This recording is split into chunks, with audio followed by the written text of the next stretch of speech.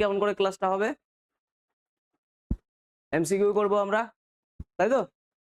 সাথে সাথে সেটার এক্সপ্লেনেশন, ডিটেইলড এক্সপ্লেনেশন উইথ যে অপশনগুলো থাকবে সেগুলোর এক্সপ্লেন করব। তাতে করে যদি আমরা 10টা কোশ্চেন করি তো নর্মালি আমাদের 40টা কোশ্চেন, অ্যাপ্রক্সিমেটলি আমি ধরে নিলাম 30টা বা 35টা কোশ্চেন কমপ্লিট হয়ে যাবে, কারণ প্রত্যেকটা অপশনই একটা করে কোশ্চেন, তাই তো? শুরু করি নাকি?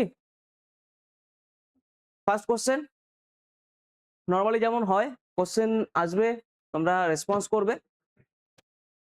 শুরু করি ফার্স্ট কোশ্চেন, কি আছে দেখে নি। দেখা যাচ্ছে সবার স্ক্রিনে?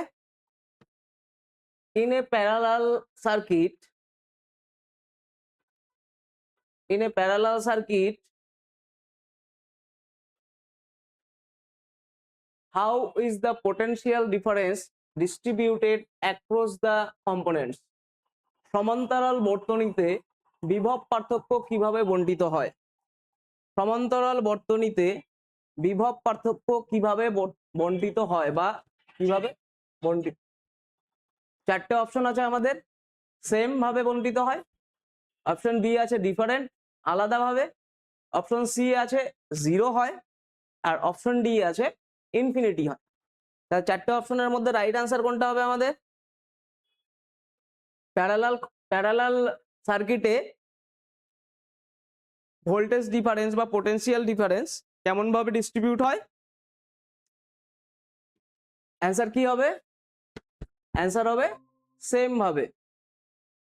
অ্যান্সার যারা এ করছে রাইট আনসার। কেন? কারণ একটা প্যারালাল কানেকশন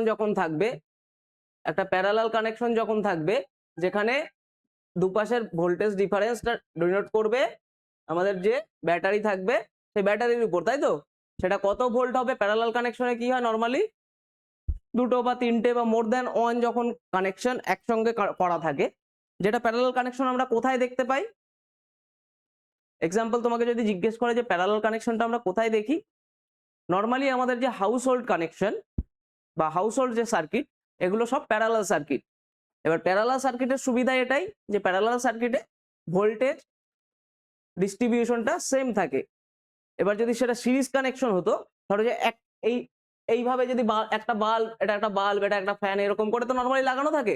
এবার সেটা যদি না হয়ে যদি প্রথমে একটা বাল্ব লাগানো থাকতো, তারপরে একটা ফ্যান লাগানো থাকতো, তারপরে আবার বাল্ব হতো, তো আলটিমেট কি হতো? ওভারঅল যে প্রথমের সঙ্গে শেষের যে পোটেনশিয়াল ডিফারেন্সটা আছে সেটা ডিফারেন্স হয়ে যেত, আলাদা হয়ে যেত, বেশি হয়ে যেত। যেই কারণে ভোল্টেজটা বা পোটেনশিয়াল ডিফারেন্সটা সেম পাওয়ার জন্য আমরা সবসময় ইউজ করি প্যারালাল কানেকশন বা প্যারালাল সার্কিট। ক্লিয়ার? বোঝা যাচ্ছে? আচ্ছা, নেক্সট কোশ্চেন দেখি কি আছে। What is the time period of A geostationary satellite? What is the time period of A geostationary satellite? Geostationary satellite বা ভূস্থির উপগ্রহের আবর্তন কালটা কত? চারটে অপশন আমাদের, 24 আওয়ার্স, 12 আওয়ার্স, 1 আওয়ার্স, 48 আওয়ার্স। কি হবে অ্যান্সার? জিওস্টেশনারি স্যাটেলাইটের টাইম পিরিয়ড কতটা? কি হবে অ্যান্সার? সবাই অ্যান্সার করবে। কি হবে?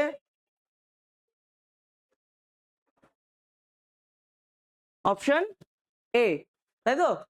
একদম ঠিক, অপশন এ। এবার যারা যারা বলছে অপশন এ, তাদেরকে একটা জিজ্ঞেস করি, বলি যে জিওস্টেশনারি স্যাটেলাইট কাদের বলি? জিওস্টেশনারি স্যাটেলাইট কোন স্যাটেলাইট গুলোকে আমরা বলি? তো নর্মালি আমাদের জিওস্টেশনারি স্যাটেলাইট বলতে আমরা বুঝি যে আমাদের যে ইকুয়েটর আছে, ইকুয়েটরের ওপরে অ্যাপ্রক্সিমেটলি 35,786 কিলোমিটার উপরে যে স্যাটেলাইট গুলো,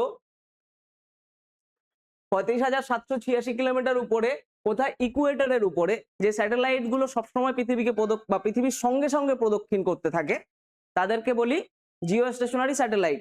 যার স্পিড কত?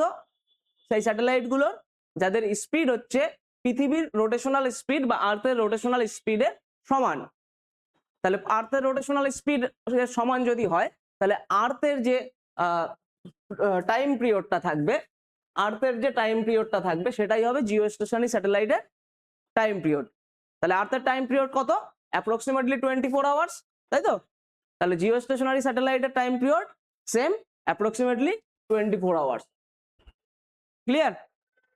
তাহলে তোমাকে এখানে দুটো প্রশ্ন হলো যে জিওস্টেশনারি স্যাটেলাইট কাকে বলছি, বা জিওস্টেশনারি স্যাটেলাইটের হাইট কত থাকে, কোন হাইটে থাকে, কোন পজিশনে থাকে, কোন পজিশনে থাকে? ইকুয়েটরের ওপরে। জিওস্টেশনারি স্যাটেলাইট গুলো সবসময় কোথায় থাকবে? ইকুয়েটরের ওপরে। কত দূরে? 35,786 কিলোমিটার অ্যাপ্রক্সিমেটলি উপরে থাকবে। ক্লিয়ার? টাইম পিরিয়ড কতটা পাচ্ছি? Time period 12 hour, sorry 24 hours, 12 hour না 24 আওয়ার্স টাইম পিরিয়ড। আর সাথে সাথে আর একটা থাকছে যে জিওস্টেশনারি স্যাটেলাইটের স্পিড কত, বা রোটেশনাল স্পিডটা কত। রোটেশনাল স্পিড সেম অ্যাজ আর্থ। ক্লিয়ার? তাহলে রাইট আনসার কি ছিল আমাদের? রাইট আনসার ছিল 24 আওয়ার্স। ওকে, নেক্সট কোশ্চেনে যাই। কি আছে question? What is the SI unit used to measure density? What is the SI unit used to measure density? ঘনত্বের SI একক কি? চারটে অপশন আমাদের কাছে। Option A KG per metre cube, option B আছে gram per centimetre, option C আছে metre cube per KG, আর option D আছে কেজি পার মিটার। তাহলে ডেনসিটি বা ঘনত্বের SI ইউনিট কি? ঘনত্বের এমনি নরমাল ইউনিট আমাদের কি বলি আমরা? ঘনত্ব কি দিয়ে মাপি? ঘনত্বের SI ইউনিট হচ্ছে কিলোগ্রাম পার মিটার কিউব। এবার আরো কয়েকটা এই যে বাকি ইউনিট গুলো, এগুলো একটু দেখে নিই যে এগুলো দিয়ে কি মাপা হয়। KG per metre cube normally আমরা মাপি হচ্ছে ডেনসিটি, যেটা হচ্ছে SI ইউনিট। আবার গ্রাম পার মিটার কিউব যদি থাকে সেটাও কিন্তু ডেনসিটির unit. Gram per metre cube যদি থাকে তাহলে সেটাও ডেনসিটির ইউনিট, কিন্তু সেটা SI ইউনিট নয়। SI ইউনিট হচ্ছে কেজি পার মিটার কিউব, আর এটা হচ্ছে সিজিএস ইউনিট। CGS unit. আবার মিটার কিউব পার কেজি কিসের ইউনিট? স্পেসিফিক ভলিউমের ইউনিট বা আপেক্ষিক আয়তনের ইউনিট হচ্ছে মিটার কিউব পার কেজি। আর কেজি পার মিটার কিসের unit? KG per metre linear mass. মনে থাকবে? তাহলে ডেনসিটির এসআই ইউনিট কি পাচ্ছি আমরা? ডেনসিটির এসআই ইউনিট পাচ্ছি হচ্ছে KG per metre cube. Clear? Next question দেখে কি আছে তাহলে। How is mechanical advantage defined? যান্ত্রিক সুবিধা কিভাবে সংজ্ঞায়িত করা হয়? যান্ত্রিক সুবিধা কিভাবে সংজ্ঞায়িত করা হয়? চারটে অপশন আছে আমাদের কাছে। Load per effort, load per effort, option B আছে এফোর্ট পার লোড, অপশন সি আছে লোড ইনটু এফোর্ট, আর অপশন ডি হচ্ছে নান। তাহলে মেকানিক্যাল অ্যাডভান্টেজ বলতে আমরা কোনটাকে বুঝি? মেকানিক্যাল অ্যাডভান্টেজ রাইট অ্যান্সার কি হবে? Right answer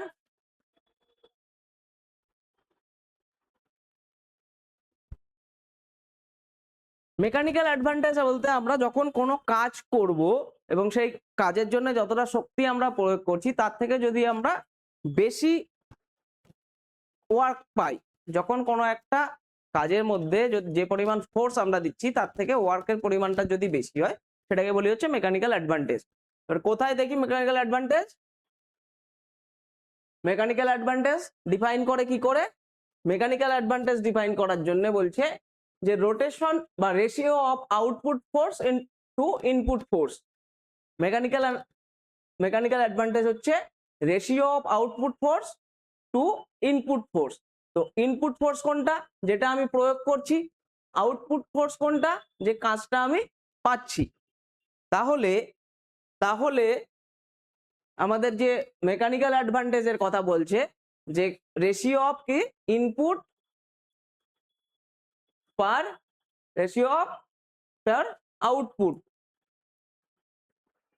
sorry ratio of input force বা আউটপুট ফোর্স। তাহলে ইনপুট ফোর্সটা হচ্ছে আমাদের এফোর্ট, আর হচ্ছে আউটপুট ফোর্সটা হচ্ছে আমাদের লোড, তাই তো? তাই তো? তাহলে ইনপুট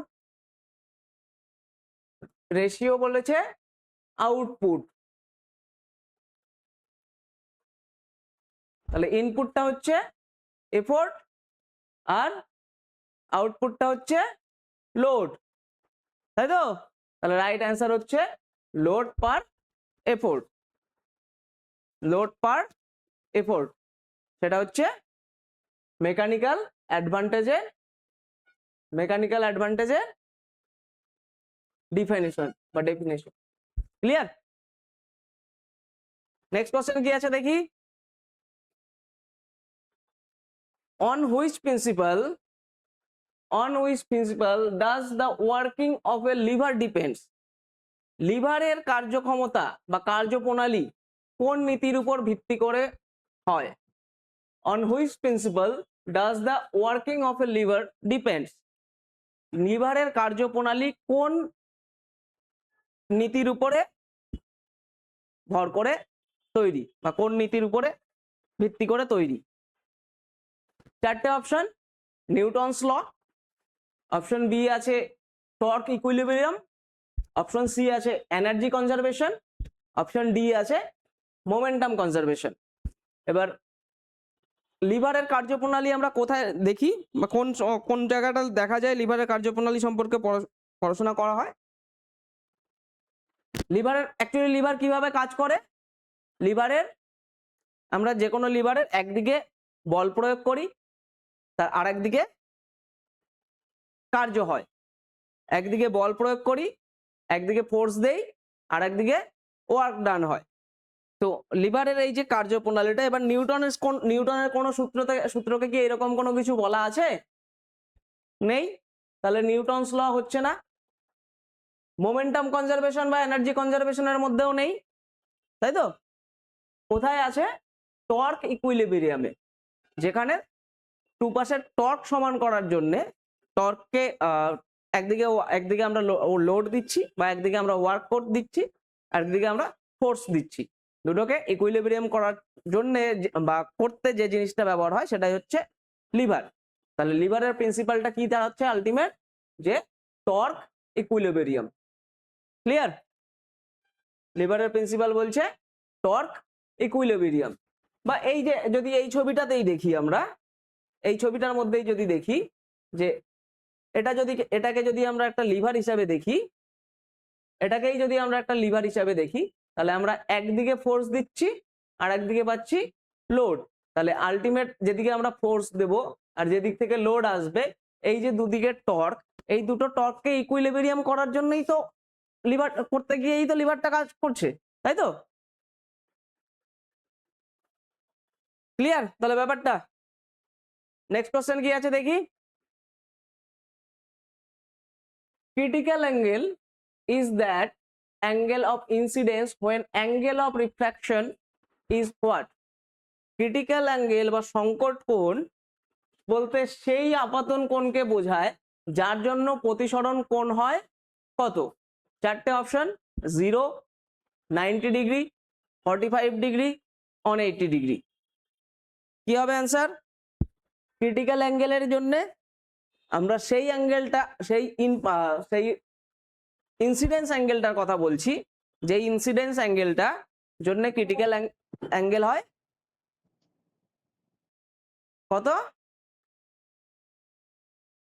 ক্রিটিক্যাল অ্যাঙ্গেল অ্যাকচুয়ালি কত? ক্রিটিক্যাল অ্যাঙ্গেল কোনটাকে বলছি? ধরে নিচ্ছি এটা একটা মিডিয়াম, এটা হচ্ছে ডেন্সার মিডিয়াম, এটা হচ্ছে লাইটার মিডিয়াম, তাই তো? এবার এটা হচ্ছে আমাদের একটা পারপেন্ডিকুলার। লাইট যদি ডেন্সার মিডিয়াম থেকে লাইটার মিডিয়ামে আসে, তাহলে লাইট কি হয়? কোন দিকে বেন্ড হয়? কাছের দিকে না দূরের দিকে? এদিকে যাওয়ার কথা ছিল কিন্তু যাবে এদিক দিয়ে, তাই তো? তো এইরকম করে আলটিমেট একটা সময় লাইটটা কোথা দিয়ে পাস হবে? এই ডেন্সার মিডিয়াম আর লাইট আর মিডিয়ামের যে সংযোগ স্থল রয়েছে বা কানেক্টিং যে লেয়ার রয়েছে, সেই কানেক্টিং লেয়ারটা দিয়ে লাইটটা যখন পার হবে সেটাকে বলি আমরা ক্রিটিক্যাল অ্যাঙ্গেল। মানে আলটিমেট ব্যাপারটা হচ্ছে ক্রিটিক্যাল অ্যাঙ্গেল হচ্ছে কত, total 90 degree, refractive angle 90 degree. তাহলে ইনসিডেন্ট অ্যাঙ্গেলটা কত,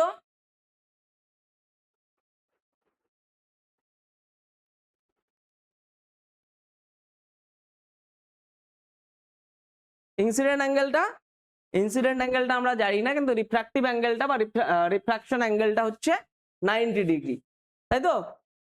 তাহলে এই 90 ডিগ্রিটা হচ্ছে রাইট অ্যান্সার। ক্লিয়ার? যে অ্যাঙ্গেলের জন্য আমাদের রিফ্র্যাক্টিভ অ্যাঙ্গেলটা 90 ডিগ্রি হয়ে যায় সেই অ্যাঙ্গেলটাকে বলি আমরা ক্রিটিক্যাল অ্যাঙ্গেল। তাহলে ক্রিটিক্যাল অ্যাঙ্গেল অ্যাকচুয়ালি কোনটা, এটা হচ্ছে critical angle. Clear? Next question কি আছে দেখি। What is the relationship between Celsius and Kelvin scale? Celsius ও কেলভিন স্কেলের মধ্যে সম্পর্ক কি? চারটে অপশন আমাদের কাছে। K equals to C plus 273, C equals to K plus 273, K equals to C minus 273, C equals to K minus 273। কোনটা ঠিক?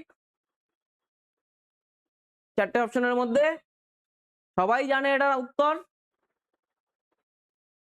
সবাই জানে। তিনটা থার্মোমিটার, সেলসিয়াস স্কেলের আপার লিমিট কত আর লোয়ার লিমিট কত? সেলসিয়াস স্কেলের আপার লিমিট 100, লোয়ার লিমিট 0। ফারেনহাইট স্কেলের আপার লিমিট কত? 212, লোয়ার লিমিট 32। কেলভিন স্কেলের আপার লিমিট কত আর লোয়ার লিমিট কত? আপার লিমিট 373, লোয়ার লিমিট হচ্ছে 273। তাহলে সবগুলোকে যদি আমরা একটা রিলেশনশিপে আনতে চাই তাহলে আমরা সবাই মোটামুটি জানি যে ডিগ্রি সেন্টিগ্রেড আর ফারেনহাইটের মধ্যে রিলেশনটা কি। ডিগ্রি ফারেনহাইটের মধ্যে C/5 ইকুয়ালস টু F-32/9, তাই তো? এটা নর্মালি সবাই জানি, কিন্তু আমাদের প্রশ্ন হচ্ছে যে কেলভিনের সাথে সেন্টিগ্রেডের রিলেশনটা কি। তাহলে সেন্টিগ্রেডের সাথে কেলভিনের রিলেশনটা কি? কেলভিনের রিলেশনটা কি যে 1 কেলভিন সমান সমান 273 ডিগ্রি সেন্টিগ্রেড। অথবা আমি বলতে পারি যে কেলভিন সমান সমান 273 ডিগ্রি সেন্টিগ্রেড প্লাস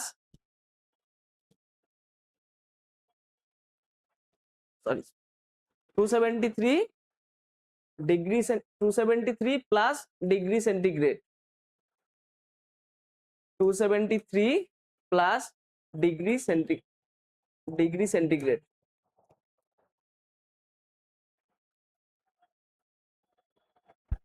ঠিক আছে? তাহলে রাইট অ্যান্সারটা কি হবে?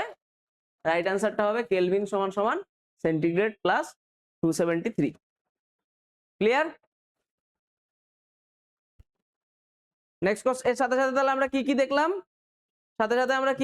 আরো দুটো, যে ডিগ্রি সেন্টিগ্রেডের সঙ্গে ডিগ্রি ফারেনহাইটের রিলেশন কি আর ডিগ্রি সেন্টিগ্রেডের সঙ্গে কেলভিনের রিলেশন কি। এবার এখানে আরেকটা তোমাকে কোশ্চেন জিজ্ঞেস করবে যে অ্যাবসোলিউট জিরো টেম্পারেচার ডিগ্রি সেন্টিগ্রেডে কত আর কেলভিনে কত। অ্যাবসোলিউট জিরো টেম্পারেচার কেলভিনে হচ্ছে 0 কেলভিন, আর ডিগ্রি সেন্টিগ্রেডে -273 degree centigrade. Clear? Next question দেখি কি আছে। Which of the following quantities is not a vector? নিম্নলিখিত কোন রাশিটি ভেক্টর রাশি নয়? Which of the following quantities is not a vector? চারটে option, velocity, force, work, momentum. চারটের মধ্যে কোনটা ভেক্টর নয়? কোনটা? ভেক্টর আর স্কেলারের মধ্যে ডিফারেন্স কি? যে রাশির শুধুমাত্র মান আছে, অভিমুখ নেই, তারা হচ্ছে স্কেলার। যে রাশির মান এবং অভিমুখ দুই আছে সেটা হচ্ছে ভেক্টর। তাহলে এখানে ভেলোসিটি মান অভিমুখ দুই আছে, ফোর্স মান অভিমুখ দুই আছে, ওয়ার্কের শুধু মান আছে, মোমেন্টামের মান অভিমুখ দুই আছে, তাই তো? তাহলে আমরা একবার একটু ছবিটা দেখে নিই একটু। ভেলোসিটি কি?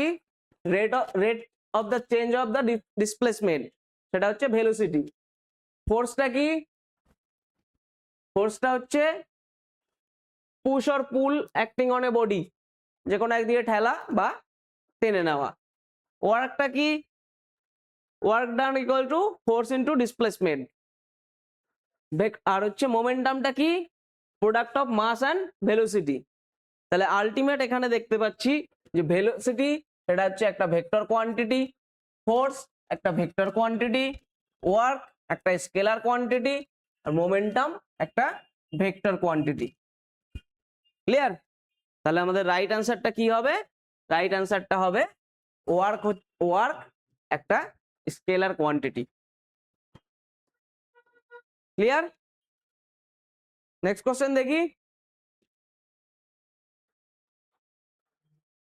What color does red litmus paper turns when it's placed in a base?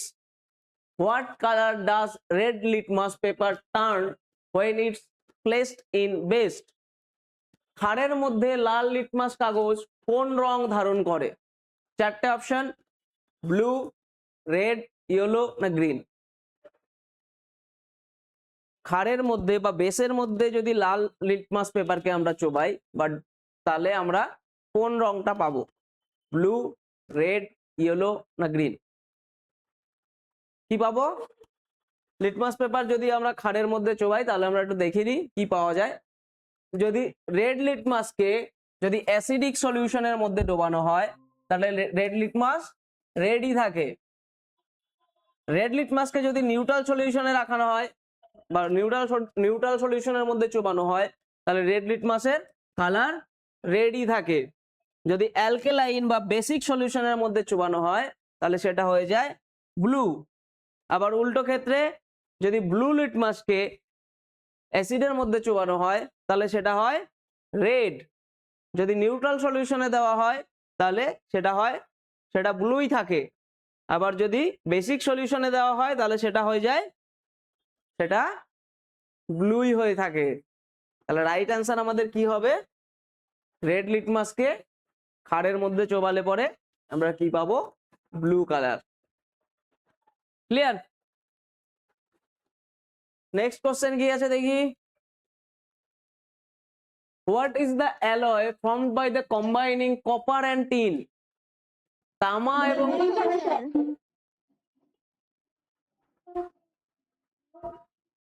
এবং টিন মিশিয়ে কোন সংকর ধাতু তৈরি হয়? What is the alloy formed by combining copper and tin? তামা এবং টিন মিশিয়ে কোন সংকর ধাতু তৈরি হয়?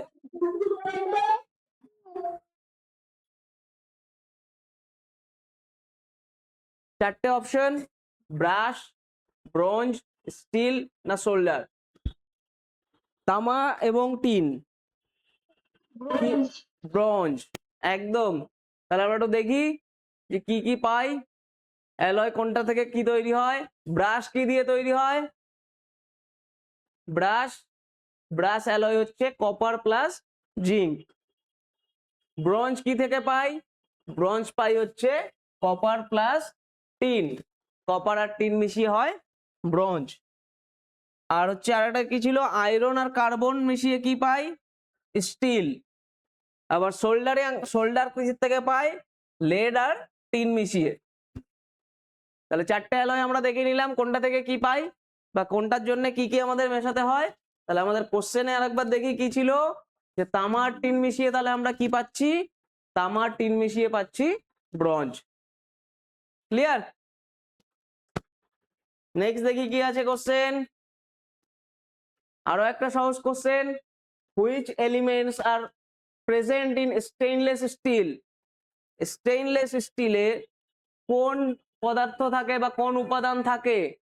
চারটে option, iron plus carbon, option B বলছে iron plus chromium, option C বলছে আয়রন প্লাস কপার, আর অপশন ডি হচ্ছে আয়রন প্লাস জিঙ্ক। তাহলে স্টেইনলেস স্টিলে আমরা কোন কোন কোন কোন উপাদান দেখতে পাই? স্টেইনলেস স্টিলে আয়রন আর কার্বন যোগ করলে কি পাই? আয়রন আর কার্বন যোগ করলে আমরা যে অ্যালয়টা পাই সেটা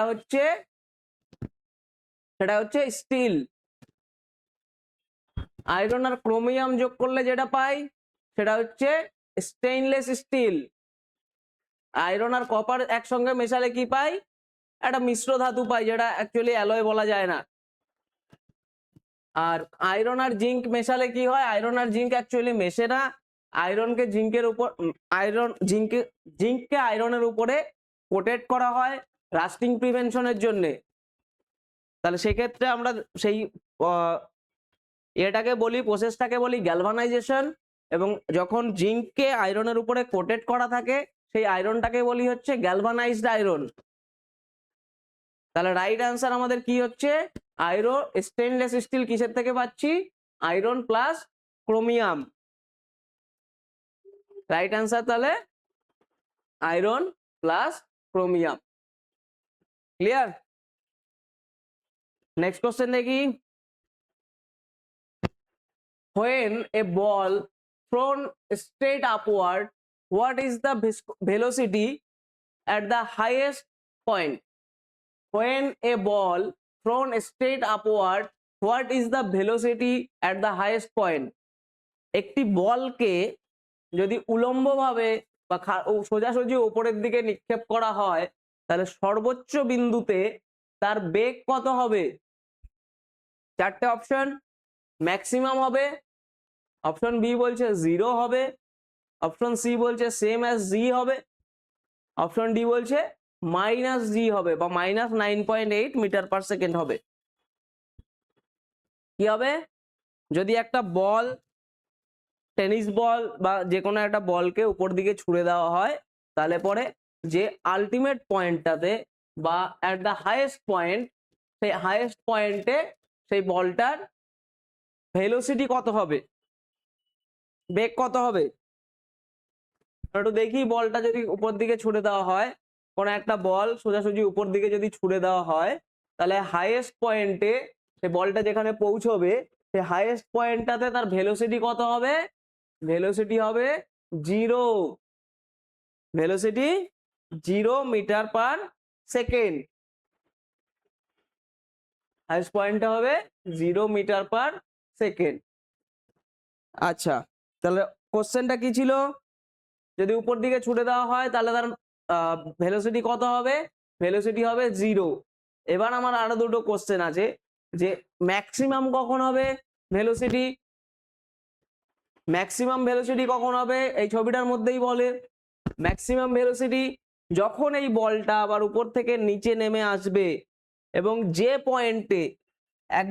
পয়েন্টে গ্রাউন্ডের সাথে টাচ করবে সেই পয়েন্টটাই হবে ভেলোসিটি ম্যাক্সিমাম। সেই পয়েন্টটায় ভেলোসিটি ম্যাক্সিমাম হবে। ক্লিয়ার? তাহলে ভেলোসিটি 0 কখন হচ্ছে? যে ম্যাক্সিমাম পয়েন্ট বা হাইয়েস্ট পয়েন্টে যখন পৌঁছচ্ছে তখন ভেলোসিটি হচ্ছে 0, আর যখন লোয়েস্ট পয়েন্টে পৌঁছচ্ছে তখন ভেলোসিটি হচ্ছে ম্যাক্সিমাম। ক্লিয়ার?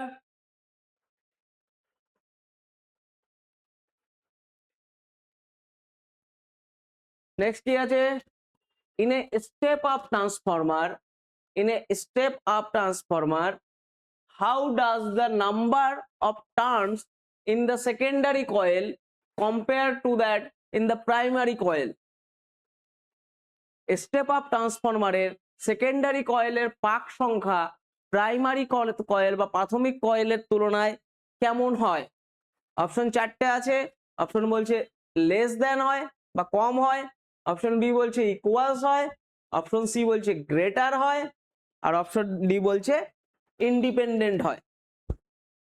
চারটে অপশনের মধ্যে স্টেপ আপ ট্রান্সফরমারে যে প্রাইমারি কয়েল আর সেকেন্ডারি কয়েলের মধ্যে যে কয়েলে যে টার্নস থাকে, যে ওয়্যারের যে টার্ন গুলো হয়, সেই টার্ন গুলো সেকেন্ডারি কয়েলে প্রাইমারি কয়েলের তুলনায় বেশি হয় না কম হয় নাকি সমান হয়, নাকি আমরা ডিফাইন করতে পারবো না যে কখনো বেশি হবে কখনো কম হবে। তাহলে তোমাকে প্রথমেই বুঝতে হবে যে ট্রান্সফরমারটা কি বলেছে, স্টেপ আপ না স্টেপ ডাউন। যদি স্টেপ আপ বলে তাহলে কি করছে, ভোল্টেজকে বাড়াচ্ছে, স্টেপ আপ করছে ভোল্টেজকে। তো সেই ক্ষেত্রে যখন বাড়াতে হবে তখন টার্নের সংখ্যা প্রথমের থেকে দ্বিতীয়তে বেশি করতে হবে, প্রথমের থেকে দ্বিতীয়তে টার্নের সংখ্যা বেশি করতে হবে, তবেই সেটা স্টেপ আপ ট্রান্সফরমার হবে। আবার যদি প্রাইমারি কয়েলের থেকে সেকেন্ডারি কয়েলে টার্ন কম থাকে তাহলে সেটা স্টেপ ডাউন ট্রান্সফরমার হবে। ক্লিয়ার? যদি প্রাইমারি থেকে সেকেন্ডারিতে বেশি থাকে তাহলে সেটা স্টেপ আপ, আর যদি প্রাইমারি থেকে সেকেন্ডারিতে কম থাকে তাহলে সেটা স্টেপ ডাউন ট্রান্সফরমার। ক্লিয়ার? তাহলে এখানে রাইট অ্যান্সার আমাদের কি আসছে, greater than primary coil. Clear?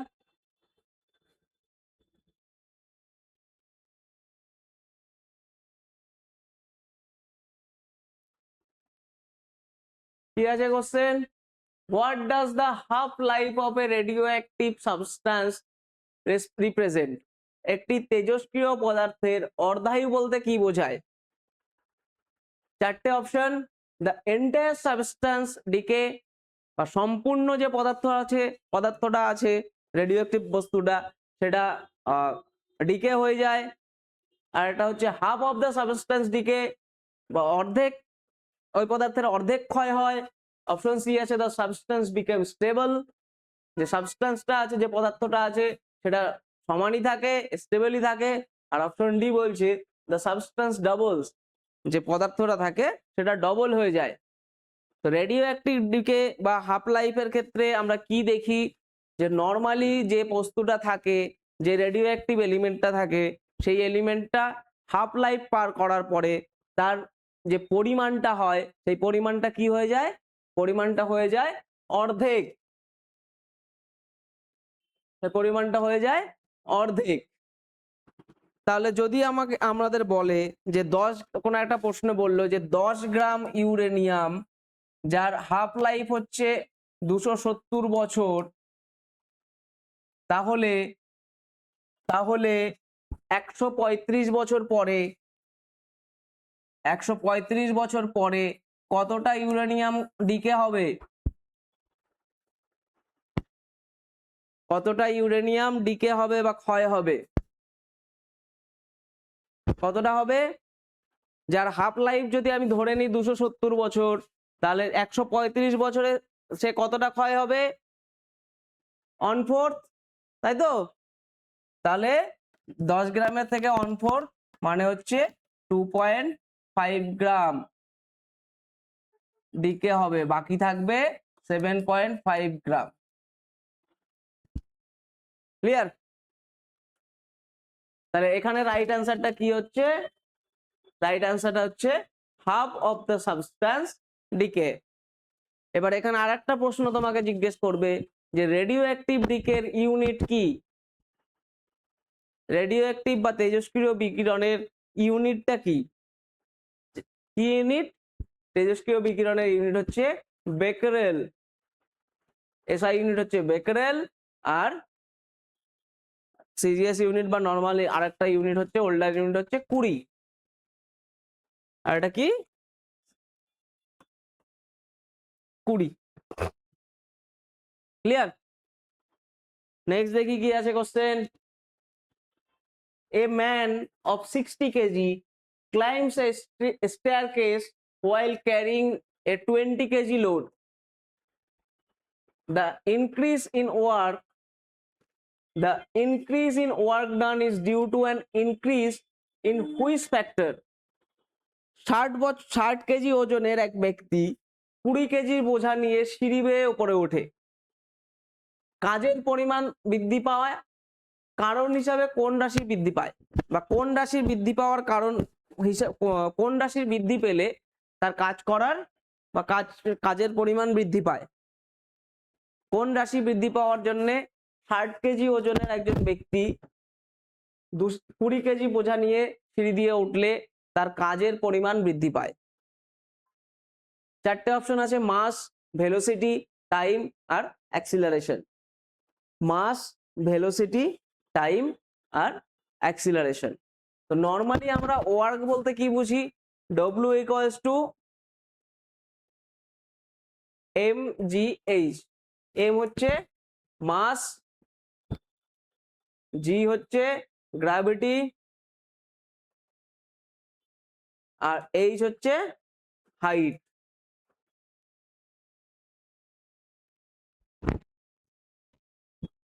এই হচ্ছে হাইট। তাহলে যখন যে ব্যক্তিটা 60 কেজি বোঝা নিয়ে উঠছে তার আলটিমেট যে বৃদ্ধিটা পাচ্ছে সেটা কি হচ্ছে? প্রথমে তার ওজন ছিল 60, তার ইনিশিয়াল ওজন প্লাস হচ্ছে বেড়ে হলো 20। তো গ্র্যাভিটি আর হাইট তো সমান সমান থাকছে, তো আলটিমেট ব্যাপারটা বাড়ছে হচ্ছে মাস। ক্লিয়ার? আলটিমেটটা কি বাড়ছে তাহলে? রাইট অ্যান্সার হচ্ছে মাস। নেক্সট কি আছে দেখি, on which factor does the terminal velocity of a body in a viscous medium depends? On which factor does the terminal velocity of a body in a viscous medium depends? সান্দ্র মাধ্যমে বা তরল মাধ্যমে একটি বস্তুর terminal বেগ বা অন্তিম বেগ কোন কোন বিষয়ের উপর নির্ভর করে? চারটে অপশন, মাস, ডেনসিটি ডিফারেন্স, ভিসকোসিটি আর অল। চারটে অপশনের মধ্যে কোনটা হবে? আমরা একটু দেখে নিই যে টার্মিনাল ভেলোসিটি কিসের কিসের উপর ডিপেন্ডস করে। ফার্স্ট বলছে মাস অফ দ্য বডি। যদি বস্তুর ভর বেশি হয় তাহলে তার টার্মিনাল ভেলোসিটি বেশি হবে। Greater mass led to greater terminal velocity বা higher terminal velocity. Option B বলছে size and shape of the body. যদি বডির সাইজ বেশি হয় বা বড় হয় বা ছোট হয় বা বডির শেপ যদি ডিফারেন্ট হয় তাহলে তার টার্মিনাল ভেলোসিটি ডিফারেন্ট হবে। আবার বলছে ডেনসিটি অফ দ্য মিডিয়াম। যে মিডিয়ামটা যা ভিসকাস মিডিয়াম যেটা রয়েছে সেই ভিসকাস মিডিয়ামের ডেনসিটির উপরে ডিপেন্ড করে। যত বেশি ডেন্স হবে তার টার্মিনাল ভেলোসিটির উপরে তত এফেক্ট করবে। আর একটা হচ্ছে ভিসকোসিটি অফ দ্য মিডিয়াম। যে মিডিয়ামের মধ্যে পড়ছে সেখানে যদি ভিসকোসিটিটা বেশি হয় তাহলে রেজিস্ট্যান্স বেশি হবে। ঠিক আছে? তাহলে চারটে অপশন আমরা এখানে দেখেছিলাম যে অপশনগুলো ছিল, তার মধ্যে মাস, ডেনসিটি, ভিসকোসিটি এই তিনটের প্রত্যেকটার উপরেই ডিপেন্ড করছে। তাহলে রাইট অপশন হবে, রাইট অ্যান্সারটা হবে হচ্ছে depends on all of the above. Clear? যে কোনো বস্তুর টার্মিনাল ভেলোসিটিটা কোনো ভিসকাস মিডিয়ামের সঙ্গে বা ভিসকাস মিডিয়ামের উপরে, সান্দ্র মিডিয়ামের মাধ্যমের উপরে কি কি বিষয়ের উপর ডিপেন্ড করে সেটা হচ্ছে মাস, ডেনসিটি, ভিসকোসিটি সবগুলোর উপরই ডিপেন্ড করে। নেক্সট কি আছে question, in a parallel combination how is the total resistance related to the individual resistance? একটি সমান্তরাল সংযোগে মোট রোধ পৃথক রোধগুলোর সাথে কিভাবে সম্পর্কিত? মোট রোধ ইন্ডিভিজুয়াল রোধের সঙ্গে, ইন্ডিভিজুয়াল রেজিস্ট্যান্সের সঙ্গে কিভাবে সম্পর্কিত? অপশন এ বলছে লেস দ্যান স্মলেস্ট, সব থেকে যে ছোট আছে তার থেকে কম হবে। অপশন বি বলছে মোর দ্যান লার্জেস্ট, বলছে সব থেকে বড় যেটা আছে তার থেকে বেশি হবে। অপশন সি বলছে সাম, সবগুলোর যোগফল হবে। আর অপশন ডি বলছে অ্যাভারেজ, গড়। তাহলে প্যারালাল কম্বিনেশনে যে প্যারালাল কানেকশনে যে রেজিস্ট্যান্স গুলো লাগানো থাকে তাহলে তাদের মোট রেজিস্ট্যান্স আমরা কি করে হিসাব করি? এটা যদি আমরা একটা প্যারালাল কম্বিনেশন ধরে নিই, তাহলে পরে মোট রেজিস্ট্যান্স হচ্ছে আর, মোট রেজিস্ট্যান্স হচ্ছে আর। এবার সেই আরটাকে আমরা কি করে হিসাব করছি, এটা হচ্ছে R1, এটা R2, এটা R3। তাহলে থিওরিটা হচ্ছে 1/R equals to 1/R1 plus R2 plus R3, 1/R1 plus 1/R2 বা 1/R3। এবার এটা যতদূর পর্যন্ত থাকবে, ইনফিনিটি পর্যন্ত থাকলে ইনফিনিটি পর্যন্ত যাবে বা Rx পর্যন্ত যাবে, 1/Rx। তো আলটিমেট ব্যাপারটা কি, এই যে আমরা যে রেজিস্ট্যান্সটা পাচ্ছি, সেই রেজিস্ট্যান্সটা ওভারঅল যে রেজিস্ট্যান্স গুলো রয়েছে তাদের প্রত্যেকটার থেকেই কম হচ্ছে, তাই তো? আমি ধরে নিই এটা যদি 2 হয়, এটা যদি 4 হয়, এটা যদি 6 হয়, তাহলে আলটিমেট 1/R ইকুয়ালস টু কত পাবো, 1/2 প্লাস 1/4 প্লাস 1/6, তাই তো? করলে কত হবে, 12, 6 প্লাস 3 প্লাস 2, তাই তো? তাহলে 11/12। তো আলটিমেট যে ব্যাপারটা আসছে সেটা হচ্ছে, তাহলে 1/R সমান সমান যদি 11/12 হয়, R সমান সমান কত, 12/11, তো 1 পয়েন্ট সামথিং একটা কিছু আসবে। তো আলটিমেট যে সব থেকে স্মলেস্ট রেজিস্ট্যান্সটা ছিল 2 ওহম যদি ধরে নিই এটা, তাহলে তার থেকেও আমরা টোটাল রেজিস্ট্যান্সটা কম পাচ্ছি, তাই তো? তো রাইট অ্যান্সারটা আমাদের এখানে কি হবে, দ্য স্মলেস্ট যে রেজিস্ট্যান্সটা থাকছে তার থেকেও আমরা কম রেজিস্ট্যান্স পাচ্ছি। রাইট অ্যান্সার হচ্ছে অপশন এ। ক্লিয়ার? নেক্সট কি আছে, which gas is responsible for the characteristics rotten egg smell. পচা ডিমের মতো গন্ধের জন্য কোন গ্যাসটা দায়ী? চারটে অপশন আমাদের কাছে, অ্যামোনিয়া, হাইড্রোজেন সালফাইড, মিথেন নাকি carbon dioxide. Ammonia, hydrogen sulphide, methane না কার্বন ডাই অক্সাইড। পচা ডিমের মতো গন্ধের জন্য কে দায়ী, কোন গ্যাসটা দায়ী, কোন গ্যাসটা পচা ডিমের মতো গন্ধ হয়? আমরা একটু দেখে নিই চারটে গ্যাসের।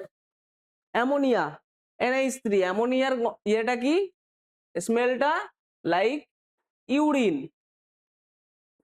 হাইড্রোজেন সালফাইডের স্মেল কি, রটেন এগস।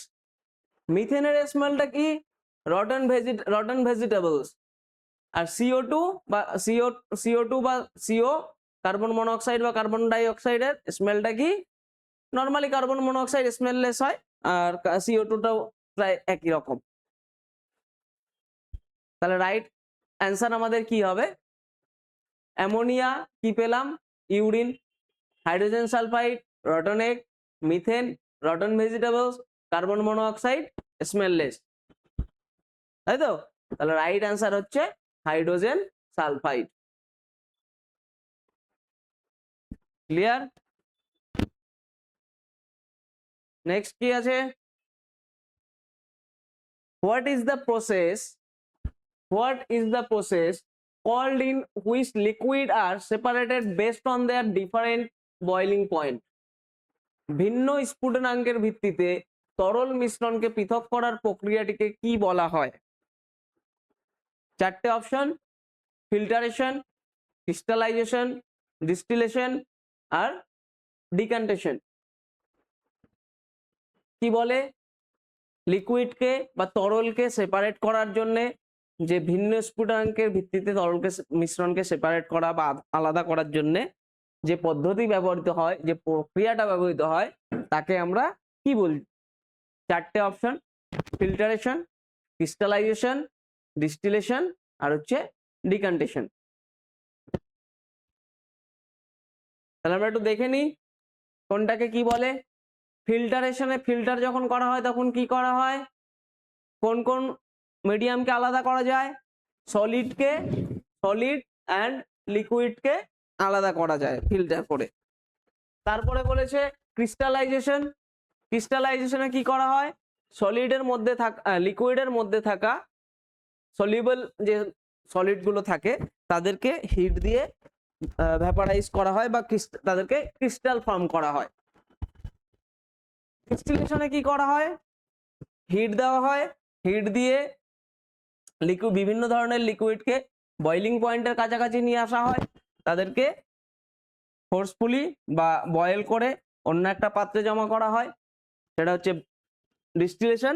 আর ডিকন্ডেশন হচ্ছে যে যখন কোনো সলিড আর লিকুইড একসঙ্গে থাকে তাকে জমতে দিয়ে নিচের থেকে সলিডটাকে বের করে নেওয়া বা উপর থেকে লিকুইডটাকে সরিয়ে নেওয়া। তো আলটিমেট আমাদের যে ব্যাপারটা দাঁড়ালো যে আমরা কি ছিল আমাদের কোশ্চেনে দেখেছিলাম যে ভিন্ন স্ফুটনাঙ্কের ভিত্তিতে তরল মিশ্রণের মধ্যে থেকে আলাদা আলাদা করার যে প্রক্রিয়া তাকে আমরা কি বলছি, তাহলে আলটিমেট তাকে আমরা বলছি ডিস্টিলেশন, ডিস্টিলেশন বা ডিস্টিল করা। এবার এটার এক্সাম্পল কি কোথায় দেখা যায় ডিস্টিলেশন?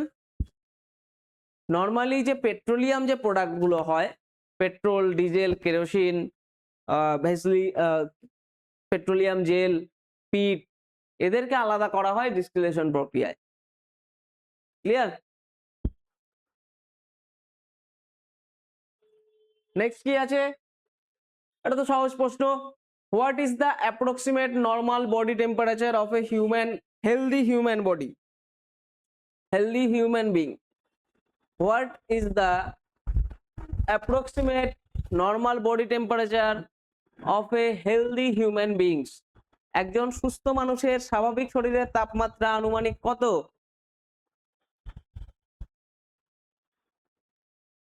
কত? রেসপন্স কই? একটু মাইক্রোফোনটা খুলে বলো দেখি বাবু, কত body temperature normal?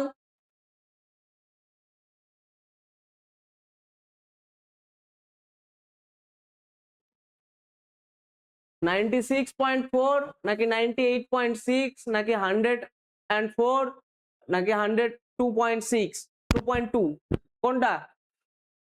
Normal human being এর আইডিয়াল বডি টেম্পারেচার হচ্ছে 98.6, 98.6 degree Fahrenheit, 98.6 degree Fahrenheit. Clear? ওর থেকে বেশি হলে কি হয়? বডি টেম্পারেচার ওর থেকে বেশি হলে শরীরে জ্বর আসে, আর ওর থেকে কম হলে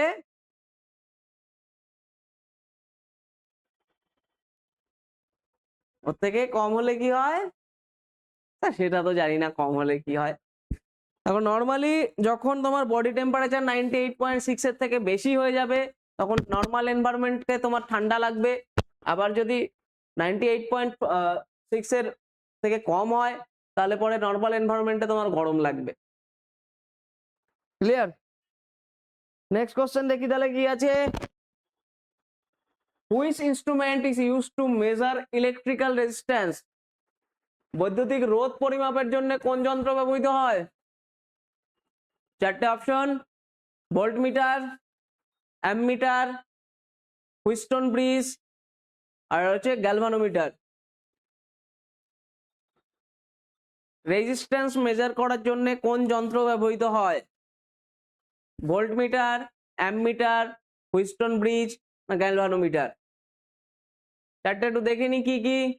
ভোল্টমিটার, ভোল্টমিটার দিয়ে কি মাপা হয়? পোটেনশিয়াল ডিফারেন্স, যেটা হচ্ছে ভোল্টেজ। ভোল্টমিটার দিয়ে কি মাপি? ভোল্টেজ। অ্যামমিটার, অ্যামমিটার দিয়ে মাপি electric current in a circuit. একটা সার্কিটের মধ্যে ইলেকট্রিক কারেন্ট মাপি হচ্ছে অ্যামমিটার দিয়ে। আচ্ছা, হুইস্টন ব্রিজ দিয়ে কি মাপা হয়? মেজার্ড আননোন রেজিস্ট্যান্স বা রেজিস্ট্যান্স মাপা হয়।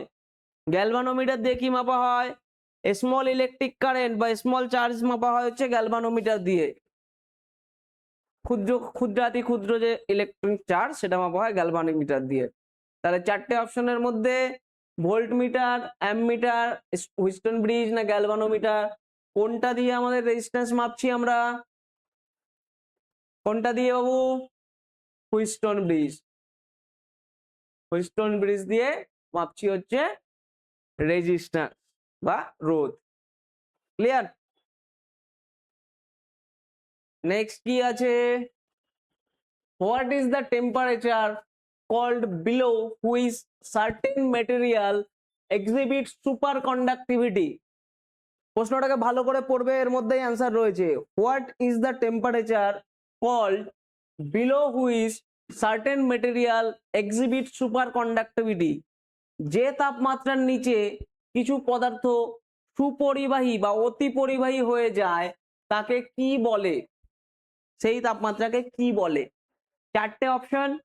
ক্রিটিক্যাল টেম্পারেচার, অপশন বি বলছে কুরি টেম্পারেচার, অপশন সি হচ্ছে ট্রানজিশন টেম্পারেচার, আর অপশন ডি বলছে বোথ এ এন্ড সি। তাহলে ক্রিটিক্যাল টেম্পারেচার নাকি কুরি টেম্পারেচার নাকি ট্রানজিশন টেম্পারেচার নাকি এ এন্ড সি দুটোই? কি হবে অ্যান্সার? যে তাপমাত্রার নিচে কিছু পদার্থ অতি পরিবাহী বা অতি সুপরিবাহী হয়ে যায় তাকে কি বলা হয়? কি বলা হয় তাকে? চারটে অপশনের মধ্যে একটু দেখি কি বলা হয়। কোনটাকে কি বলে? Critical temperature. ক্রিটিক্যাল টেম্পারেচার কাকে বলি? যে টেম্পারেচার এমন একটা টেম্পারেচার যার থেকে বেশি বেশি তাপমাত্রায় কোনো গ্যাস লিকুইফাইড হতে পারে না, বা যে তাপমাত্রায় কোনো গ্যাস লিকুইফাইড হয় বা লিকুইড হয়ে যায় তার সেই তাপমাত্রাটাকে বলি হচ্ছে ক্রিটিক্যাল টেম্পারেচার। অপশন বি ছিল হচ্ছে কুরি টেম্পারেচার। কুরি টেম্পারেচারটা কি? যে তাপমাত্রায় কোনো একটা ম্যাগনেট তার ম্যাগনেটিক প্রপার্টিকে লুজ করবে, কোনো ম্যাগনেট তার ম্যাগনেটিক প্রপার্টি লুজ করবে বা ম্যাগনেটিক প্রপার্টি নষ্ট হয়ে যাবে, তা সেই তাপমাত্রাকে বলি হচ্ছে কুরি টেম্পারেচার। আর এটা কি? আর এটা হচ্ছে ট্রানজিশন টেম্পারেচার। ট্রানজিশন টেম্পারেচারটা কি? যে তাপমাত্রায় which substance transition into superconductivity, কোনো পদার্থ সুপার কন্ডাক্টিভিটিতে বা সুপার কন্ডাক্টিভিটি শো করে তাকে বলি হচ্ছে ট্রানজিশন টেম্পারেচার। আর আরেকটা melting point, boiling point. Melting point কি? পদার্থের যে তাপমাত্রায় বস্তু তরলে পরিণত হয় তাহলে সেটা হচ্ছে মেল্টিং পয়েন্ট, আর যে তাপমাত্রায় বাষ্পে পরিণত হয় সেটা হচ্ছে বয়েলিং পয়েন্ট। তো এখানে আমার প্রশ্নে বলেছিল যে তাপমাত্রায় কোনো কিছু কিছু বস্তু সুপার কন্ডাক্টিভিটি দেখায় সেই তাপমাত্রাকে আমরা কি বলি? তাহলে অ্যাকচুয়ালি রাইট অ্যান্সার হওয়া উচিত ট্রানজিশন টেম্পারেচার, কিন্তু যেহেতু প্রশ্নের মধ্যে তোমার ক্রিটিক্যাল টেম্পারেচার ব্যাপারটা রয়েছে তাহলে সেই ক্ষেত্রে ক্রিটিক্যাল টেম্পারেচারের নিচেও যখন কোনো গ্যাস যে তাপমাত্রায় লিকুইড হয়ে যায় সেই তাপমাত্রায় পদার্থকে রাখলে পরে, বস্তুকে রাখলে পরে কিছু কিছু বস্তু সুপার কন্ডাক্টিভিটি শো করে। তাহলে রাইট অ্যান্সারটা হবে both A and C. Clear? Next দেখি কি আছে। In an AC circuit what kind of opposition does a capacitor offer? In an AC circuit, what kind of opposition does a capacitor offer? AC বর্তনীতে capacitor কি ধরনের প্রতিবন্ধকতা প্রদান করে? Capacitor AC সার্কিটে কি ধরনের প্রতিবন্ধকতা দেখায়? অপশন এ বলছে infinity resistance to DC, option B বলছে zero resistance to AC, option C বলছে বোথ, আর অপশন ডি বলছে নান। তাহলে আমরা একটু দেখে নিই যে ক্যাপাসিটর কিভাবে কাজ করে, কি প্রিন্সিপালের উপর বেস করে। ক্যাপাসিটর কি করে? ক্যাপাসিটর হচ্ছে অ্যাকচুয়ালি একটা গ্যাপ, কোন একটা সার্কিটের মধ্যে একটা গ্যাপ, যে গ্যাপটা সুইচ বোর্ড বা অন্যান্য যে সার্কিট ব্রেকার যেগুলো হয় তাদের মতো অত বড় গ্যাপ নয় যাতে সার্কিট ব্রেক করে যাবে, আবার এত ছোট গ্যাপ নয় যেখানে থেকে সার্কিট কন্টিনিউ হবে। ক্যাপাসিটর হচ্ছে এমন একটা গ্যাপ যেখানে চার্জ স্টোর হতে পারে, তাহলে সেই ক্ষেত্রে ক্যাপাসিটর কি করে? এই চার্জটাকে স্টোর করে কিছু রাখে, প্লাস হচ্ছে কিছু যখন দরকার হয় সেই চার্জটাকে, স্টোর চার্জটাকে একবারে ছেড়ে দিতে পারে। ক্লিয়ার? চার্জটাকে স্টোর করতে পারে, আর যখন দরকার হয় তখন একবারে চার্জটা ছেড়ে দিতে পারে। তাহলে আমাদের প্রশ্ন ছিল যে ক্যাপাসিটার যে আছে সেই ক্যাপাসিটার এসি বর্তনীতে বা এসি সার্কিটে কি ধরনের অপোজিশন বা কি ধরনের প্রতিবন্ধকতা প্রদান করে। তো নর্মালি আমরা যদি দেখি ক্যাপাসিটার কি করে, ফ্রিকোয়েন্সিকে ইনক্রিজ করে, ফ্রিকোয়েন্সিকে ইনক্রিজ করে, ক্যাপাসিটেন্সিকে ডিক্রিজ করে এসি সার্কিটে, এবং যে এসি ফ্লোটা আছে সেই ফ্লোটাকে রেজিস্ট্যান্স করে বা লিমিটেড করে এসি ফ্লোকে, এসি কারেন্টের ফ্লোকে। তাহলে আমাদের রাইট অ্যান্সারটা কি হবে? রাইট অ্যান্সারটা হবে হচ্ছে জিরো রেজিস্ট্যান্স তো নয়, এসি কারেন্টকে রেজিস্ট্যান্স দিচ্ছে, বোথও হচ্ছে না, নানও হচ্ছে না, তাহলে অপশন হবে infinite resistance to DC. AC সার্কিটে থেকেও ডিসি সার্কিটের মতো রেজিস্ট্যান্সটা প্রদান করে, সেটা হচ্ছে ক্যাপাসিটর। ক্লিয়ার? কি আছে? The reason of A sharp knife Katz better than a blunt knife. ধারালো ছুরি ভোঁতা ছুরির তুলনায় ভালো কাটে কেন? চারটে অপশন। শার্প নাইফ কি করে? Sharp knife has more mass, ধারালো ছুরিতে বেশি ভর থাকে। অপশন বি হচ্ছে sharp knife applies more pressure due to smaller area, একটা অল্প জায়গার উপরে বেশি প্রেসার দিতে পারে। অপশন সি বলছে sharp knife has more velocity, sharp নাইফের বেগ বেশি হয়। আর ডি বলছে sharp knife has less friction, ধারালো ছুরির ফ্রিকশন কম হয়। তাহলে একটা ধারালো ছুরি যেটা ভোঁতা ছুরির থেকে বেশি ভালো বা বেশি ভালো কাটে, তাহলে সেটা কিসের জন্য কাটবে? ধারালো ছুরির কিসের জন্য, কোন গুণটার জন্য? সেই গুণটা হচ্ছে অপশন বি, শার্প নাইফের যে ফেসটা থাকে, যে মুখটা থাকে, যেটা ধারালো থাকে, সেই জায়গাটা হচ্ছে কম, সেই জায়গাটা কম এরিয়ার উপরে একসঙ্গে বেশি প্রেসার ক্রিয়েট করতে পারে, যার জন্য চপ হয় বা কাটে। ক্লিয়ার? যেটা ব্লান্ট নাইফের ক্ষেত্রে হয় না।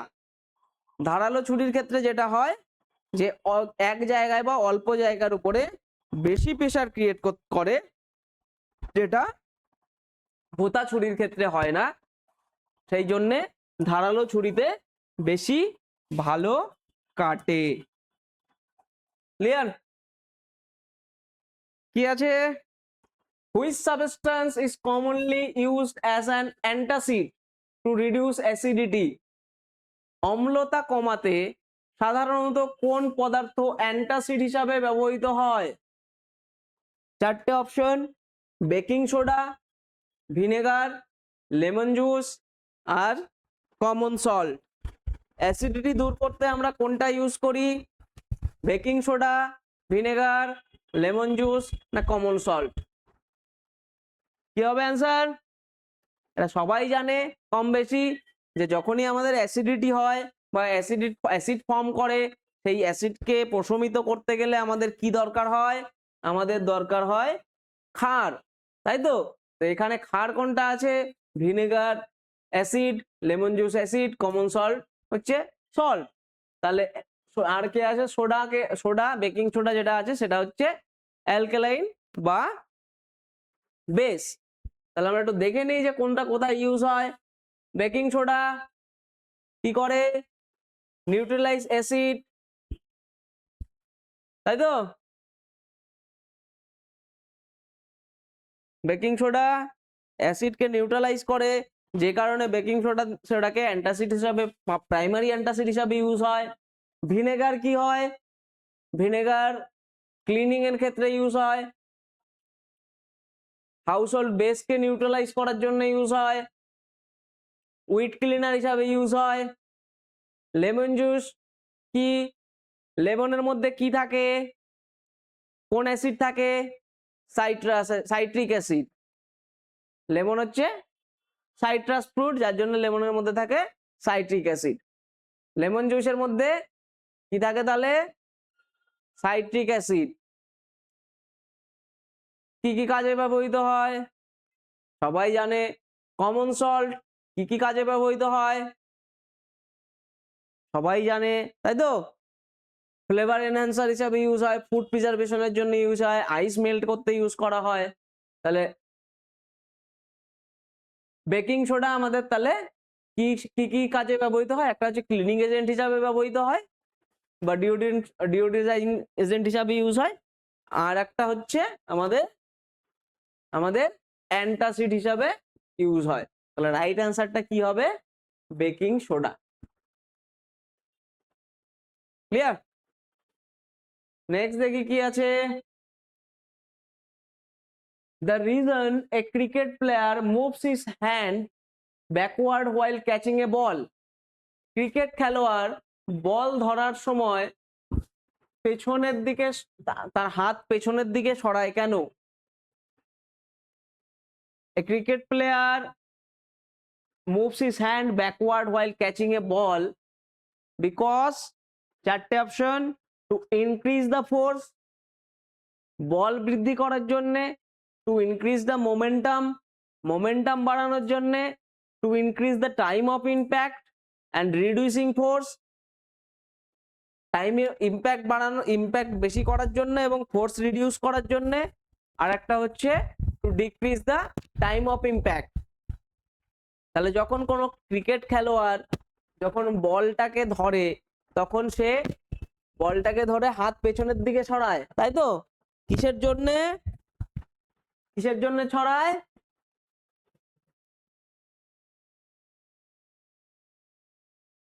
কিসের জন্য? তাহলে ফার্স্ট হচ্ছে যখন বলটা সে ধরে তখন সে ক্যাচ করার যে টাইমটা সেটা ইনক্রিজ করে হাত পেছনে ছড়ালে। আর একটা হচ্ছে যে ফোর্সটা হয় সেই ফোর্সের ইম্প্যাক্টটা রিডিউস হয় বা ডিক্রিজ করে যায়।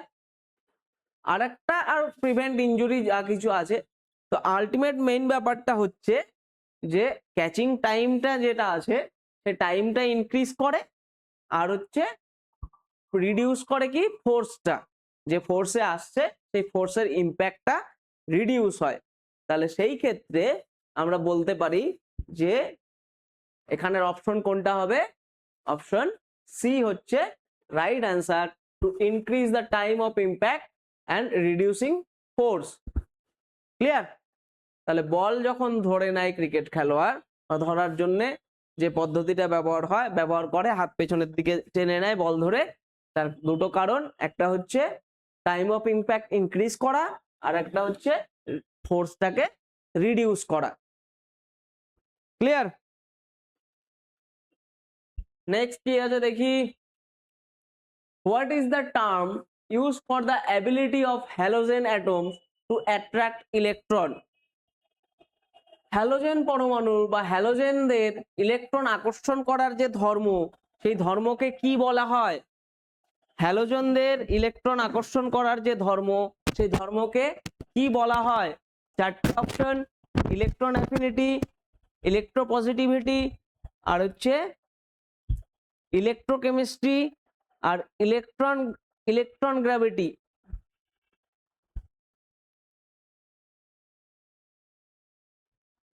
সরি, চারটে অপশন কি কি ছিল? ইলেকট্রন অ্যাফিনিটি,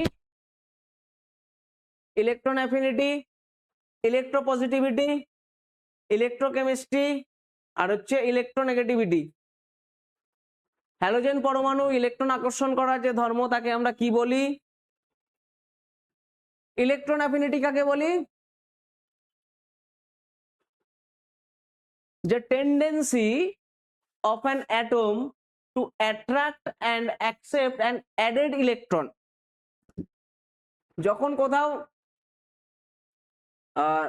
ইলেকট্রন অ্যাড হয়ে আছে সেই অ্যাডেড ইলেকট্রনকে অ্যাট্রাক্ট করাকে বলা হচ্ছে ইলেকট্রন অ্যাফিনিটি। ইলেকট্রোপজিটিভিটি কি? The tendency of an atom to lose electron easily from positive ions. যখন ইলেকট্রন লুজ করাটা হচ্ছে ইলেকট্রোপজিটিভিটি। ইলেকট্রোকেমিস্ট্রি কি? The study of chemical process of that cause electrons to move between substance, বা ultimate বলতে পারি যে আমরা যে ইলেকট্রিসিটিকেই আমরা এক কথায় বলতে পারি কেমিস্ট্রি অন টাইপ অফ। আরেকটা হচ্ছে ইলেকট্রোনেগেটিভিটি। ইলেকট্রোনেগেটিভিটি কি? The tendency of an atom two attract shared electron toward itself in a chemical bond. Chemical বন্ডের মধ্যে থেকে ইলেকট্রনকে নিজের দিকে আকর্ষণ করাটা হচ্ছে ইলেকট্রোনেগেটিভিটি। তো এই চারটে গুণের মধ্যে কোন গুণটা হ্যালোজেনদের দেখা যায়? হ্যালোজেনদের মধ্যে কোন গুণটা দেখা যায়? সেটা হচ্ছে ইলেকট্রোনেগেটিভিটি। হ্যালোজেনরা প্রত্যেকে হচ্ছে হাইলি ইলেকট্রোনেগেটিভ এলিমেন্ট। আবার তোমাকে যদি উল্টোটা বলে যে ইলেকট্রোপজিটিভ এলিমেন্টস কারা? অ্যালকালি মেটাল আর অ্যালকালাইন আর্থ মেটাল, এরা হচ্ছে হাইলি ইলেকট্রোপজিটিভ এলিমেন্টস। ক্লিয়ার? তাহলে এক্ষেত্রে আমাদের ইলেকট্রোনেগেটিভিটিটা কার টেন্ডেন্সি? হ্যালোজেনের টেন্ডেন্সি বা হ্যালোজেনের অ্যাবিলিটি টু অ্যাট্রাক্ট ইলেকট্রন, সেটা হচ্ছে electronegativity.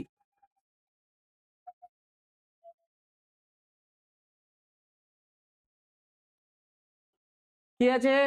Which two chemicals are commonly used in black and white photography? Black and white ফটোগ্রাফিতে বা সাদা কালো ছবি ফটোগ্রাফিতে কোন দুটি রাসায়নিক ব্যবহৃত হয়?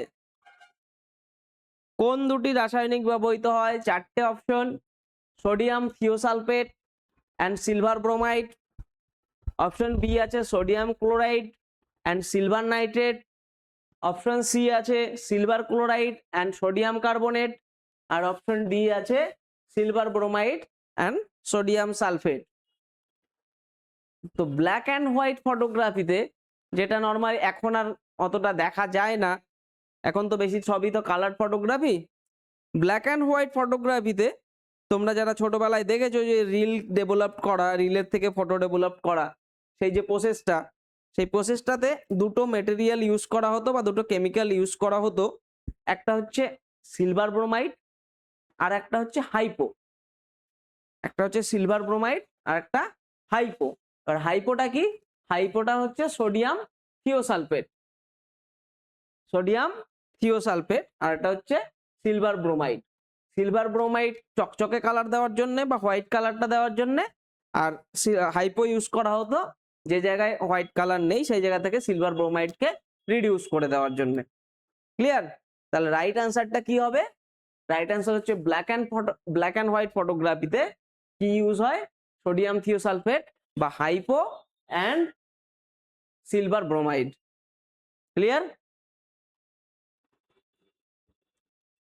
আচ্ছা, এখানে বাদ বাকি গুলোর একটা করে ইয়ে দিয়েছে। সোডিয়াম থিওসালফেট আর সিলভার ব্রোমাইড ইউজ হয় হচ্ছে ফটোগ্রাফিতে। Silver chloride, sodium chloride and silver nitrate use হয় হচ্ছে formation of silver chloride preparation প্রেসিপিটাইটে। আর silver chloride sodium carbonate neutralize করার জন্য রিঅ্যাকশনকে। সিলভার ব্রোমাইড আর সোডিয়াম সালফেট ইউজ হয় ক্লাউড সিডিং এ। যদি এই বিষয়টাকে একটু ধ্যান দিয়ে মনে রাখবে যে সিলভার ব্রোমাইড আর সোডিয়াম সালফেট কি কাজে ইউজ হয়? ইউজ হয় ক্লাউড সিডিং এর ক্ষেত্রে। ক্লাউড সিডিংটা কি জিনিস? যে মরু অঞ্চলে বা যেসব অঞ্চলে বৃষ্টিপাত খুব কম হয় সেই সব অঞ্চলে ক্লাউড মেঘকে তৈরি করে বা মেঘের মধ্যে সিলভার ব্রোমাইড আর সিলভার সোডিয়াম সালফেটকে ইনজেক্ট করে আর্টিফিশিয়াল রেইনফল ঘটানো বা আর্টিফিশিয়াল বৃষ্টিপাত যে ঘটানো হয় সেটা হচ্ছে ক্লাউড সিডিং। ক্লিয়ার? তাহলে আমাদের ফটোগ্রাফির জন্য ইউজ হচ্ছে কোনটা? ব্ল্যাক অ্যান্ড হোয়াইট ফটোগ্রাফির জন্য সোডিয়াম থিওসালফেট আর সিলভার ব্রোমাইড। ক্লাউড সিডিং এর জন্য সিলভার ব্রোমাইড আর সোডিয়াম সালফেট।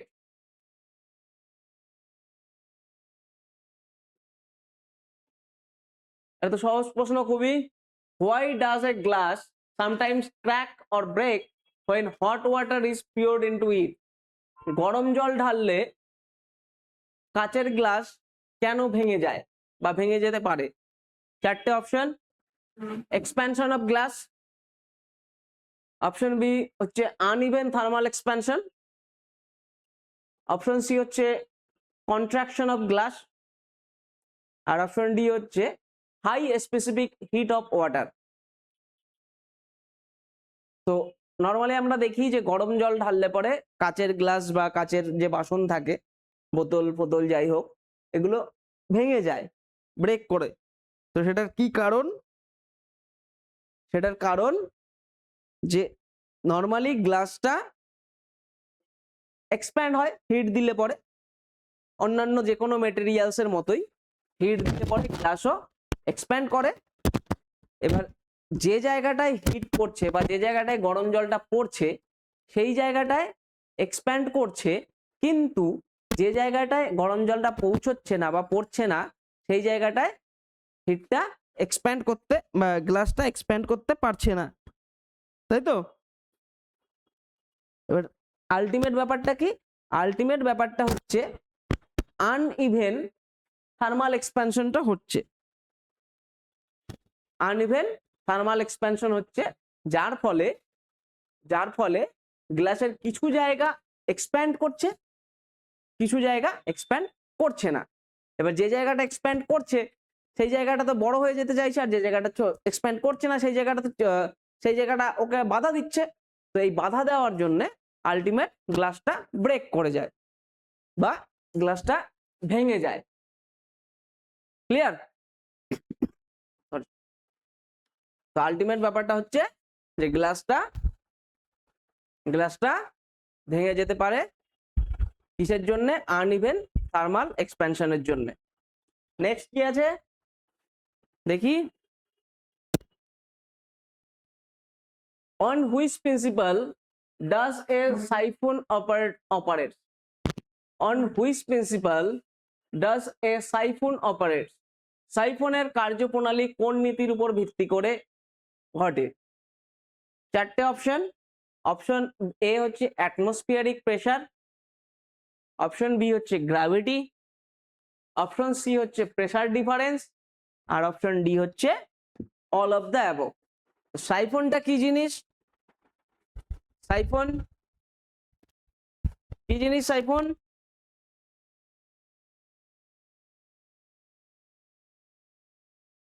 কোথায় দেখা যায়?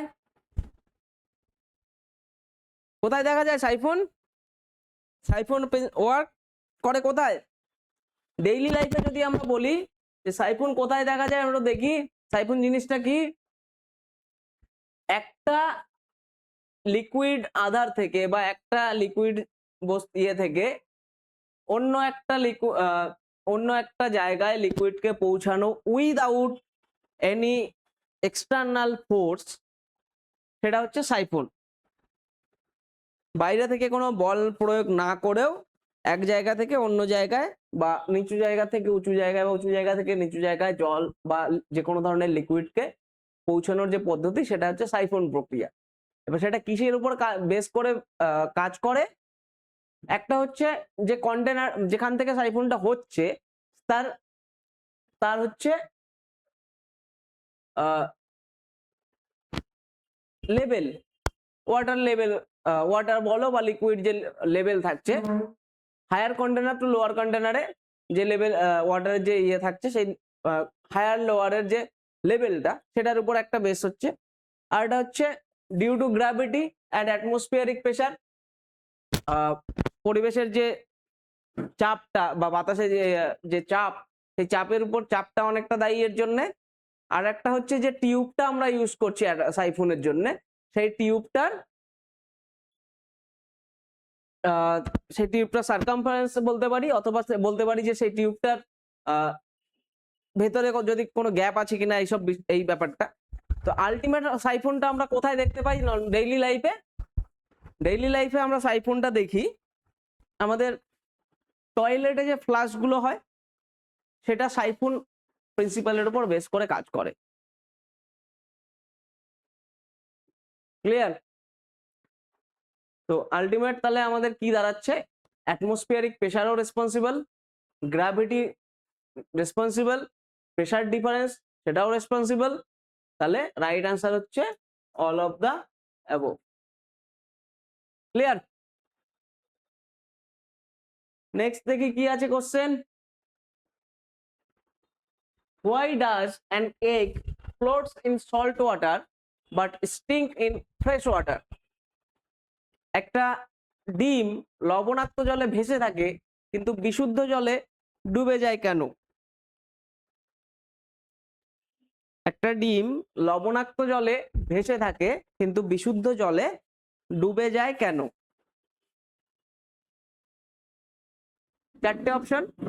Salt water has lower density, option B বলছে salt water has higher density, নুন জলের ঘনত্ব বেশি হয় একবার বলেছে, একবার বলছে নুন জলের ঘনত্ব কম হয়। তারপরে কি আছে, অপশন সি আছে salt water has lower viscosity, নুন জলের সান্দ্রতা বেশি কম, salt water has higher surface tension, salt water has higher surface tension. তাহলে কি হবে?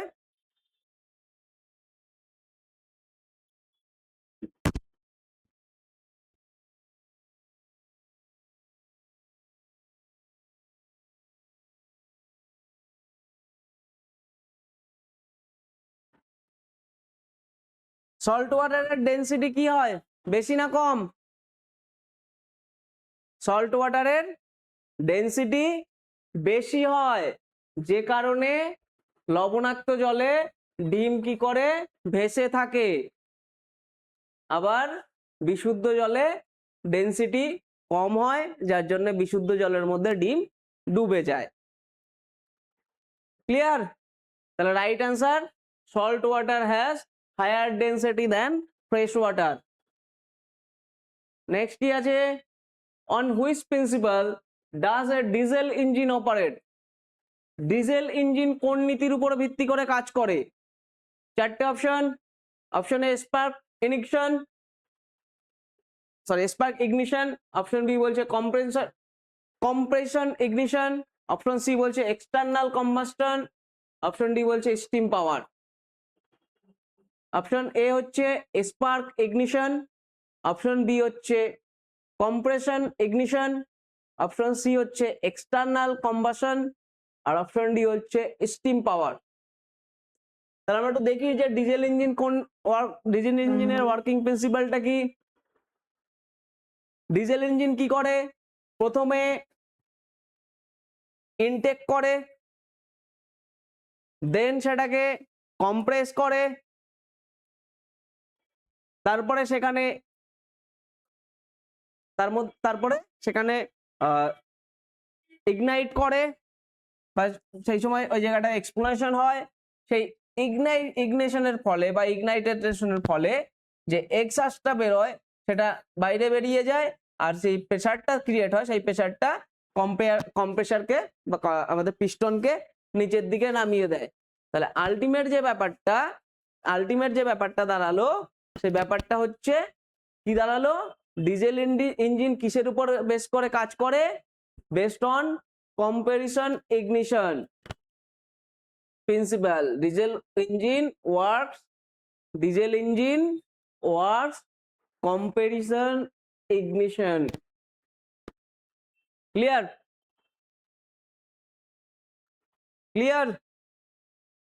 নেক্সট দেখি কি আছে। Which chemical is commonly use to disinfect water in swimming pool? Swimming পুলের জল জীবাণুমুক্ত করতে সাধারণত কোন রাসায়নিক বা কোন বস্তুকে ব্যবহৃত হয়? চারটে option, chlorine, fluorine, iodine, bromine. Swimming পুলের জলকে পরিষ্কার করতে কি ব্যবহৃত হয়? সুইমিং পুলের জলকে পরিষ্কার করতে ব্যবহৃত হয় ক্লোরিন। কি ইউজ হয়? ক্লোরিন। নেক্সট কি আছে, a body with a mass of 10 kg dropped from a height 20 meter dropped from a height 20 meter, what is the potential energy at the top? 10 KG ভরের একটি বস্তুকে 20 মিটার উচ্চতা থেকে ফেলে দেওয়া হলো বা পড়তে দেওয়া হলো, তাহলে শীর্ষ অবস্থায় বা একদম উচ্চতম অবস্থায় এর পোটেনশিয়াল শক্তি বা স্থিতি শক্তি কত ছিল, যেখানে বলা হয়েছে জি কে 10 মিটার পার সেকেন্ড স্কয়ার ধরে নিতে অ্যাপ্রক্সিমেট।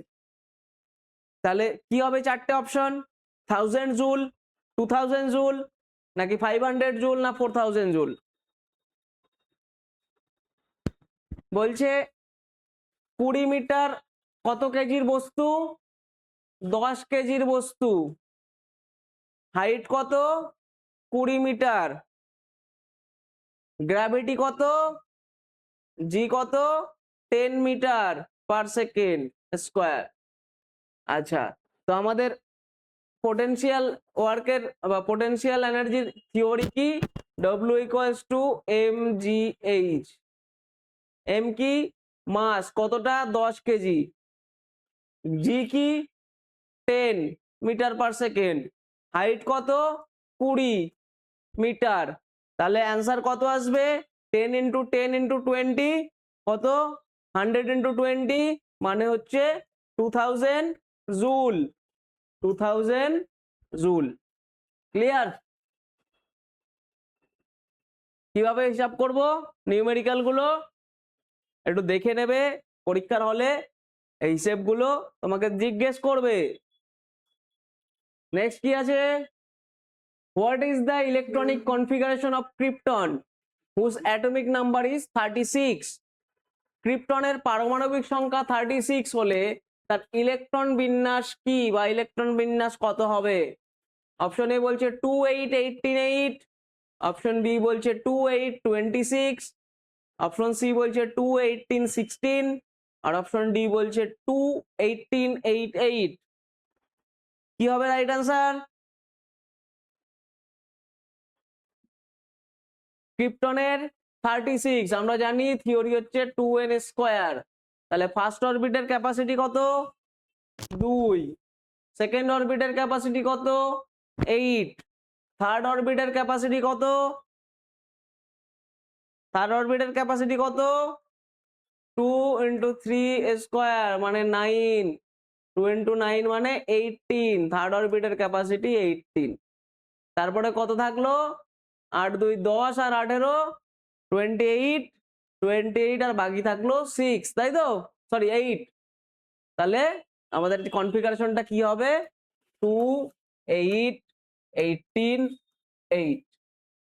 যেহেতু ক্রিপ্টনের লাস্ট অরবিটে 8টা ইলেকট্রন ফুল আছে, তাই ক্রিপ্টন একটা নোবেল এলিমেন্ট, ক্রিপ্টন একটা আইডিয়াল গ্যাস, ক্রিপ্টন অন্য পদার্থের সঙ্গে রিয়াকশন করে না। ক্লিয়ার? তো আপাতত আজকে আমরা এখানেই শেষ করি। যতগুলো প্রশ্ন হলো আশা করি তোমরা পড়াশোনা করবে এবং পরীক্ষার হলে এগুলো এই ধরনের প্রশ্নই আসবে। আমি বলছি না এক্স্যাক্টলি এই প্রশ্নই আসবে, বাট এই ধরনের প্রশ্নই আসবে। এবং হোপফুলি যদি সব ঠিকঠাক থাকে তাহলে যে অপশনগুলো আমরা করছি এই অপশনগুলোর মধ্যে থেকেও তুমি একটা বা দুটো কোশ্চেন তুমি পেয়ে যাবে। ওকে, থ্যাংক ইউ।